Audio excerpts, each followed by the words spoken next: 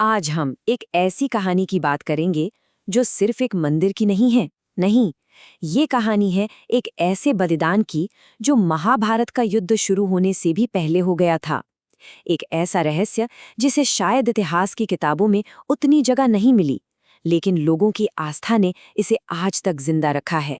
तो सवाल यही है कि आखिर महाभारत का वो सबसे ताकतवर योद्धा, जिसके पास युद्ध को मिनटों में खत्म करने की शक्ति थी, उसने युद्ध में हिस्सा क्यों नहीं लिया? कौन था वो, और ऐसी क्या वजह थी कि उसे युद्ध के मैदान से दूर रखना ही पड़ा? चलिए आज इसी रहस्य से पर्दा उठाते हैं। ये कहानी है बर्बरिक की, घटोत्कच के बेटे और महाबली भीम के पोते।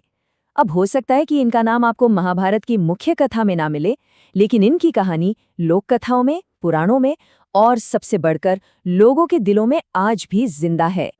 बर्बरिक ने अपनी मां अहिलावती को एक वचन दिया था, और यही वचन उनकी पूरी कहानी की नींव है। उन्होंने कहा, मैं हमेशा हारते हुए पक्ष का साथ दूंगा।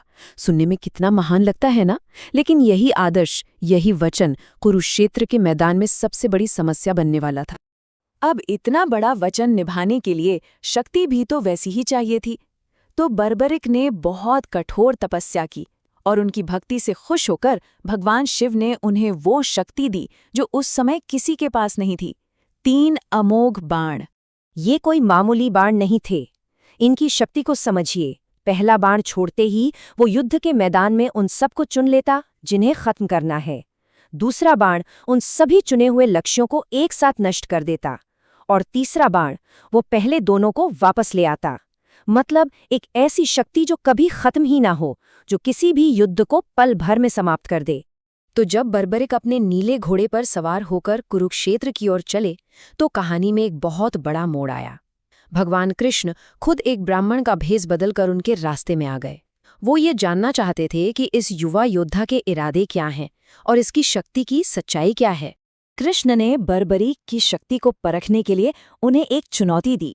उन्होंने पास के एक पीपल के पेड़ की तरफ इशारा करके कहा कि अगर तुम सच में इतने शक्तिशाली हो तो एक ही बाण से इस पेड़ के सारे पत्ते भेद कर दिखाओ।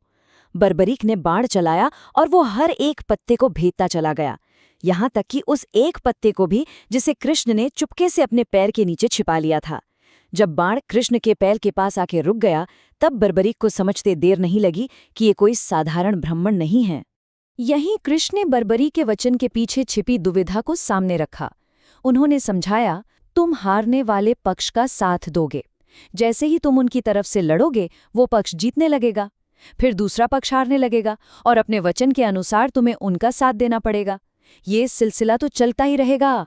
अंत में सिवाय विनाश के कुछ नहीं बचेगा, और धर्म की स्थापना कभी हो ही नहीं पाएगी। और इस अंतहीन विनाश को रोकने का सिर्फ एक ही रास्ता था। कृष्ण ने इतिहास का सबसे बड़ा और सबसे कठिन दान मांगा। उन्होंने ब्राह्मण के रूप में बर्बरिक से उनका शीश यानी उनका सिर दान में मांग लिया। ये क्रूरता नहीं थी, ये धर्म की रक्षा के लिए एक जरूरी कदम था। बर्बरिक समझ गए थे। उन्होंने एक पल भी नहीं सोचा और अपना शीश दान देने के लिए तैयार हो गए। लेकिन उन्होंने बदले में 2 इच्छाएं रखीं। पहली कि वो अपनी आंखों से महाभारत का पूरा युद्ध देखना चाहते हैं, और दूसरी कि आने वाले कलयुग में उनकी पूजा हो।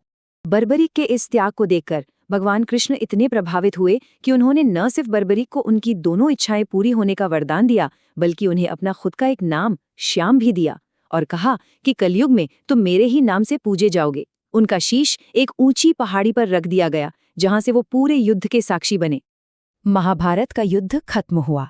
भगवान कृष्ण ने बर्बरिक के उस पवित्र शीश को पूरे सम्मान के साथ धरती में विसर्जित कर दिया। और फिर सदियां बीत गई।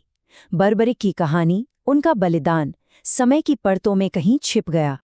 और फिर हजारों साल बाद लगभग 1027 ईस्वी में राजस्थान के खाटू गांव में एक चमत्कार हुआ।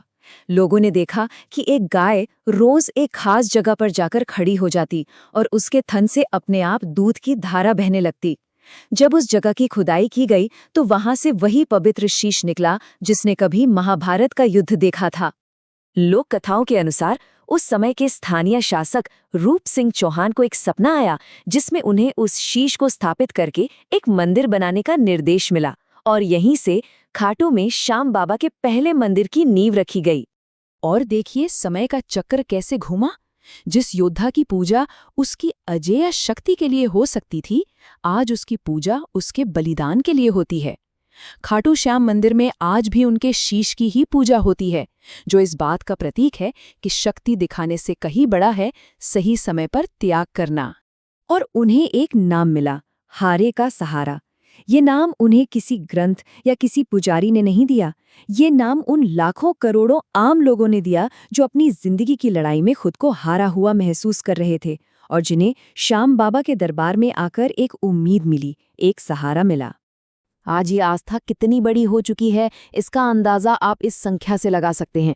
हर साल लगभग 80 लाख से 1 करोड़ लोग खाटू श्याम के दर्शन करने आते हैं। ये सिर्फ एक आंकड़ा नहीं है, ये इस बात का सबूत है कि कैसे एक योद्धा के बलिदान की कहानी आज करोड़ों लोगों के लिए आशा की किरण बन गई है। आज भी वहां पूजा की रस्में उतनी ही गहरी हैं।